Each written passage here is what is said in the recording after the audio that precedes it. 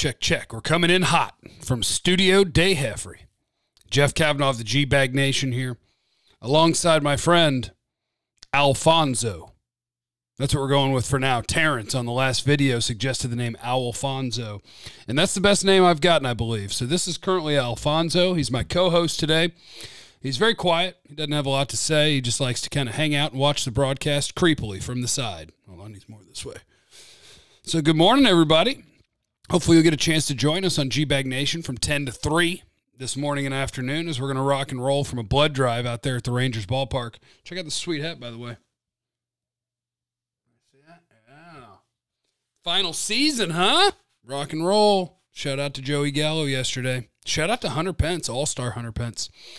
I want to start today. Now, I'm going to get to the Dallas Cowboys and a couple of guys that are going into a make-or-break season here. But first, I want to start on a more personal note, on something that if you are familiar with my work, I think you're familiar with my personal mental health struggle / situation. I'm a anxiety and depression sufferer, and you know what? It sucks.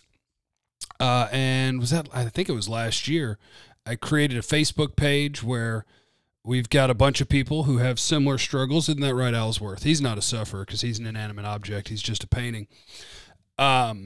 So I created a secret Facebook page because I know for a lot of people things are, everybody's in a different spot, whether you're open with people about the struggles that you have, whether you're going to therapy or thinking about therapy, whether you're, whatever's just going on in life, everybody's in a little bit different spot. So I have a secret Facebook group that nobody knows you're in except for the people in it.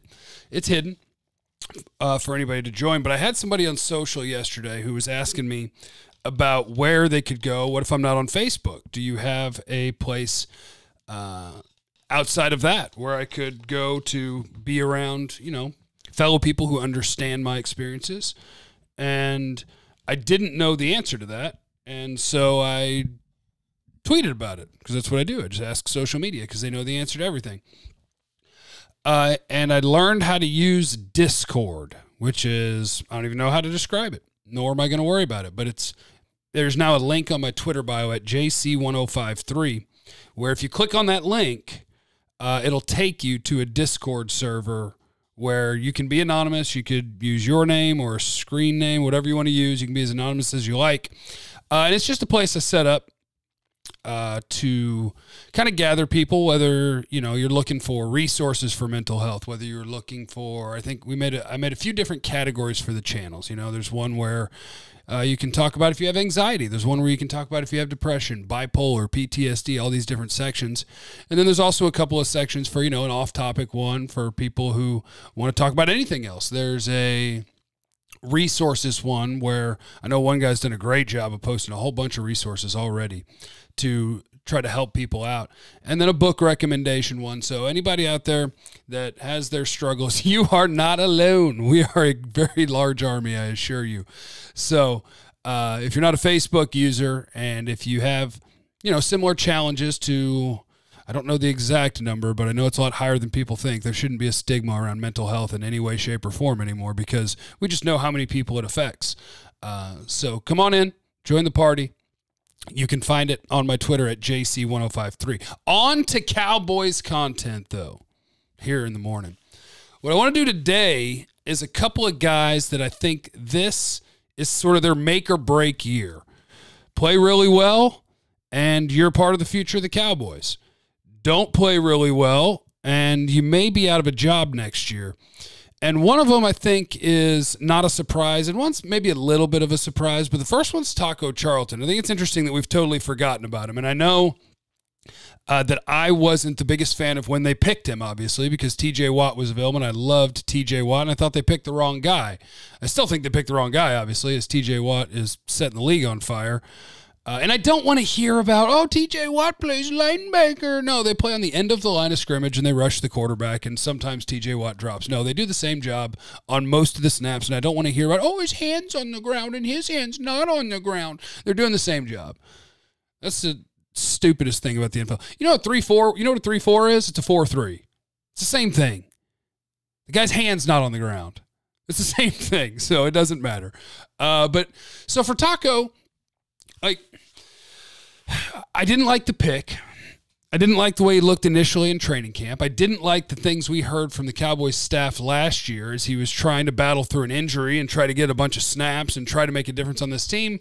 I didn't like that it sounded like he still had strides to take in terms of being a professional and wanting to compete. Just, you have to earn your snaps. I'm sorry. Sweet, you were drafted in the first round.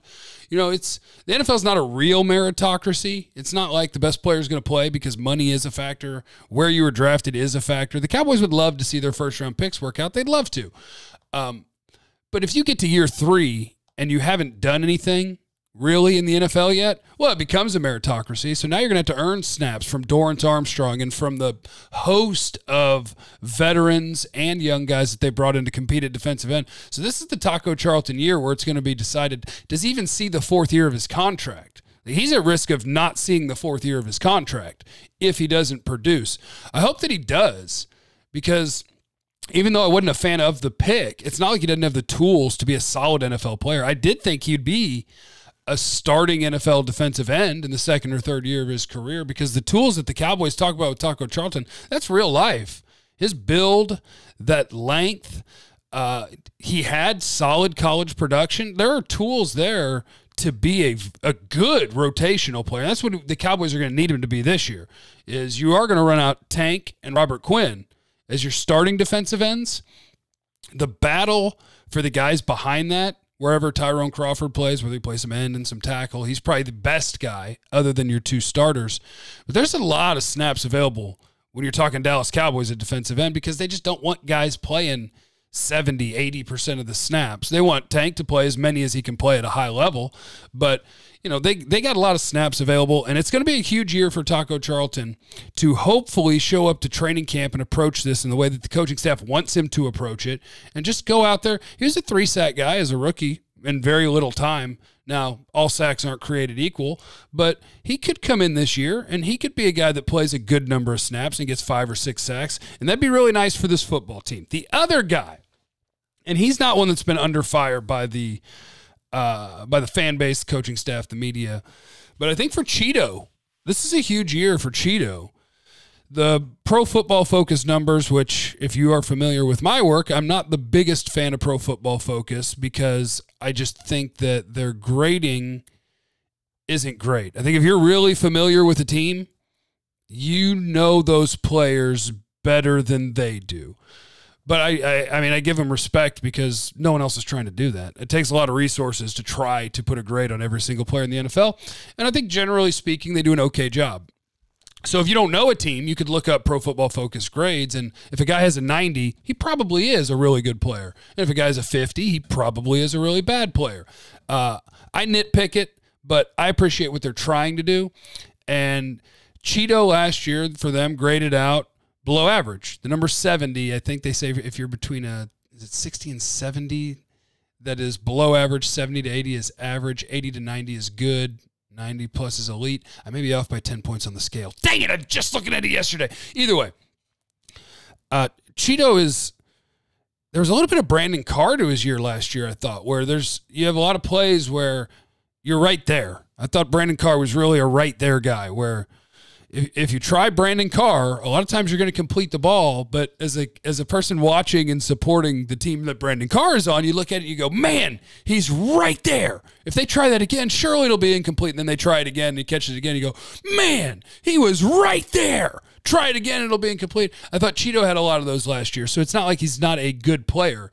To be right there means that you're doing something right in terms of your technique and your football instincts and all these different things. And he did get his hands on 11 footballs, 11 passes defended.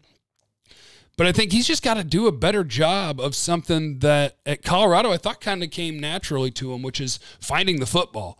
You know, when they try Cheeto down the field, there's not a lot of getting your head around on time. There's not a lot of locating that ball and making a play. And that's really, really hard to do when another person knows where they're going and when the ball's going to be headed there and where the ball's going, and you have to figure that out while chasing that person around. It's not an easy job, but I think that's what we want to see from Byron this year is interceptions, and from Cheeto this year is just a higher level of consistency. And if you don't do it, he's in his 3rd year. This is going to be his 3rd year, which is a non-first-round pick. You got 1 year left after this. If the Cowboys aren't sold that that's a starter for us for the next 4 or 5 years, they start trying to replace you. You'll start looking into either the draft or free agency, and they'll start trying to replace guys because you don't want that contract to be up when you start trying to replace a guy. You want to try to figure that out before you have to. So Cheeto, big year for Cheeto. And big year for Taco Charlton. Those are my two guys. Make or break. It's make or break. Check out 1053thefan.com every day. It's your best source for breaking news, whether it's Mavericks, whether it's Rangers, Cowboys, Stars, whether it's FC Dallas. I'll see if Gavin Dawson will write something about FC Dallas today, get that taken care of. But appreciate you stopping by. Try to get with you again tomorrow, see if we can do some weekend content for you. I'm at JC1053 on Twitter. Again, there's something pinned there at the top of my page.